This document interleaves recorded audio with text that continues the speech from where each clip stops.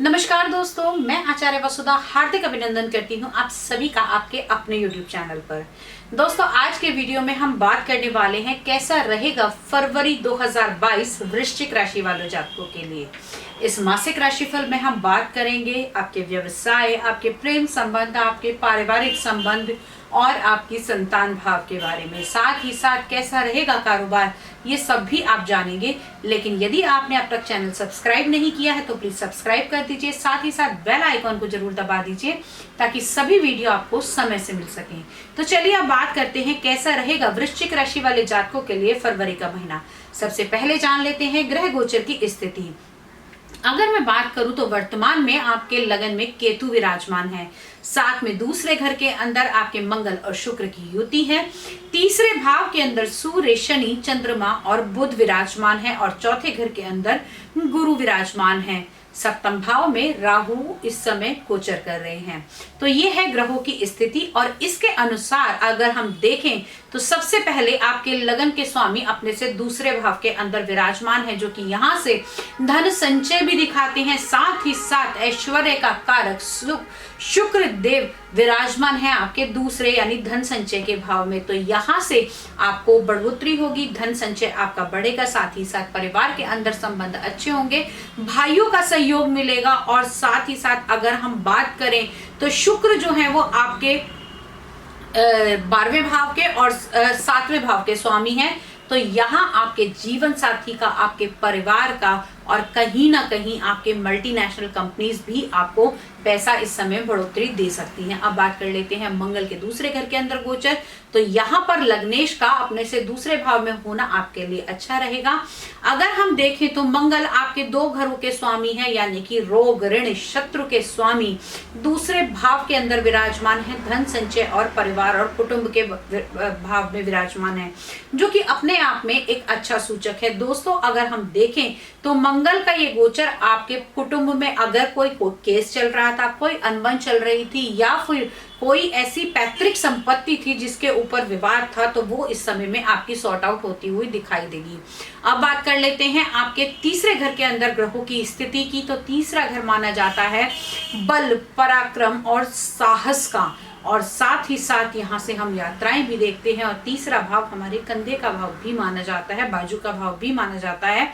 तो यहाँ पर सूर्य का ये गोचर शनि के साथ में, हालांकि शनि यहाँ पर इस समय फल देने की क्षमता में नहीं है क्योंकि शनि अभी सूर्य से अस्त चल रहे हैं। बुध का और सूर्य का बुध आदित्य राजयोग आपके तीसरे घर के अंदर बना हुआ है, यानी कि आपके भाइयों के घर के अंदर बना हुआ है। आपके दोस्त, मित्र, संबंधी और पिता का साथ आपको मिलेगा। बहन, भतीजी और बुआ के सहयोग से आप कार्य आगे कर सकते हैं, आपके लिए बेनिफिशियल रहेगा। गुरु आपके चतुर्थ भाव के अंदर विराजमान है। चतुर्थ भाव यानी कि सुख, संपत्ति, ऐश्वर्य और वाहन का घर माना जाता है। यहाँ पर नैसर्गिक शुभ ग्रह गुरु का होना कहीं ना कहीं आपकी इनकम को बढ़ाएगा, आपके संबंधों को अच्छा बढ़ाएगा। और पत्नी की कुंडली में पति का कारक भी गुरु को माना जाता है, यानी कि इस समय आपके जो है हस्बैंड की इंक्रीमेंट के चांसेस है और उनकी आमदनी भी बढ़ने के चांसेस बने हुए हैं। अब ये तो जो ग्रह गोचर है वो वर्तमान स्थिति से है। इसके बाद में गोचर बदलेगा। सबसे पहला ग्रह गोचर बदलेगा 13 फरवरी 2022 को। सूर्य देव आपके तीसरे घर से निकलकर आपके चौथे घर के अंदर विराजमान होंगे और सूर्य और गुरु की युति बनेगी आपके चतुर्थ भाव में, जो कि दृष्टि देंगे सीधे सूर्य देव अपने ही घर को, यानी कि दशम भाव को। तो यहाँ पर सरकार से सुख दिलाएंगे, पद उन्नति दिलाएंगे, बॉस आपसे खुश रहेगा। साथ ही साथ यदि किसी लीगल कामकाज में जुड़े हुए हैं तो वो भी आपके लिए बेनिफिट रहेगा।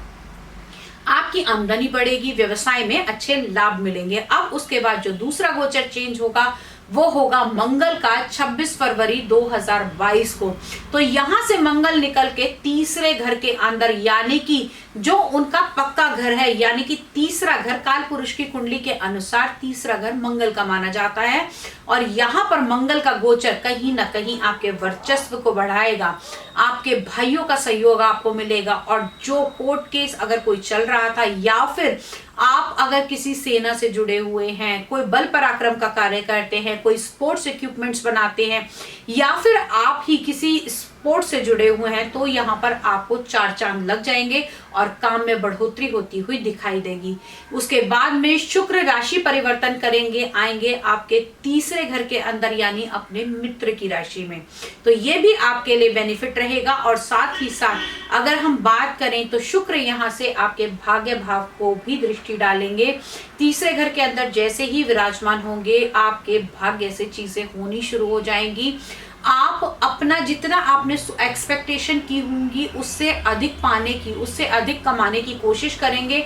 उत्तेजना पूरी रहेगी किसी भी काम को करने की, लेकिन उसके साथ में आपको अपने व्यय पर रोक लगानी होगी, क्योंकि इस समय में आपको जब भाग्य भाव पे नजर डालेगा तो हाँ आपको लग्जीरियस तो बनाएगा, लेकिन अपने आप के इंप्रूवमेंट में कुछ खर्चे भी करवा सकता है। साथ ही अब बात करते हैं आपके प्रेम संबंधों की, तो प्रेम संबंधों का स्वामी, आपके विवाह का स्वामी, पंचम भाव का स्वामी, आपकी संतान का स्वामी सुख भाव में विराजमान है, जो अप्रैल तक यही रहने वाले हैं, तो ये भी आपके लिए लाभकारी रहेगा। संतान का सुख मिलेगा और साथ ही साथ संतान के इंक्रीमेंट होने के चांसेस बनते हैं। संतान की जॉब इस समय में मिल सकती है। हाँ, सप्तम भाव के अंदर राहु का गोचर कहीं थोड़ा सा विवादास्पद है। आपके लाइफ पार्टनर से लेकर कुछ नोकझोंक इस समय में चल सकती है, लेकिन आपको चीजों को बैठकर सुधारना होगा, आपस में बात करनी होगी, एक दूसरे को अधिक समय देना पड़ेगा, क्योंकि इस समय में हो सकता है मंगल का गोचर जैसे ही चतुर्थ स्थान में आएगा आप अपने काम के लिए सुपर एक्टिव हो जाएंगे। आपको ये लगेगा कि आप अपने काम के साथ में अपने परिवार को इंटेंशन नहीं दे पा रहे हैं, पूरी तरीके से अपने परिवार के साथ अटैचमेंट आपका नहीं हो पा रहा है, जो कि कहीं ना कहीं आपके संबंधों को विच्छेद करने का एक कारण बनेगा। तो अपने समय को इस तरीके से डिवाइड करें कि आप अपने काम के साथ साथ अपने जीवन साथी को भी पूरा समय दें। वैवाहिक संबंध इस समय में थोड़ा सा हमें गड़बड़ाते हुए दिखाई देते हैं। अब बात कर लेते हैं आपके काम की, तो जैसा हमने बताया कि आपके कर्म के स्वामी चतुर्थ भाव में बैठेंगे और सीधा एक्टिवेट करेंगे दशम भाव को, तो काम की चिंता तो इस समय इस टाइम पीरियड में आपको लेने की आवश्यकता नहीं है। हाँ, 13 फरवरी तक थोड़ा सा ऊपर नीचे हो सकता है, लेकिन 13 फरवरी के बाद में चीजें बिल्कुल परिस्थितियां स्मूथ हो जाएंगी, आपके अकॉर्डिंग चलेंगी। ओवरऑल यदि मैं बात करूं वृश्चिक राशि वालों के लिए फरवरी का मास बहुत अच्छा जाने वाला है। साथ ही साथ अगर इस टाइम पीरियड में आपके लिए कोई हिदायत है तो आप इस समय में राहु व केतु के मंत्रों का जाप कर सकते हैं। हो सकता है केतु आपका नेचर थोड़ा ऐसा करा दे कि आप लोगों से कट कर चलना शुरू कर दें, आप लोगों के साथ बहुत ज्यादा इस समय इन्वॉल्व नहीं होंगे और अपनी ही दुनिया में मगन रहने की परिस्थिति हो सकती है। उसके लिए आपको राहु और केतु का मंत्र और आप साथ में राहु के दान भी करेंगे तो भी आपके लिए बहुत ही लाभकारी रहेगा। आज की इस वीडियो में इतना ही। अगले वीडियो में आपसे फिर मुलाकात करूंगी। यदि आप चाहते हैं कि आप व्यक्तिगत रूप से मुझसे जुड़ें या अपनी कुंडली का विश्लेषण कराएं तो स्क्रीन पर दिए हुए नंबर पे फोन करें, अपॉइंटमेंट फिक्स करें। आपकी समस्याओं को सुलझाने की हम पूरी कोशिश करेंगे। तब तक के लिए जय माता दी।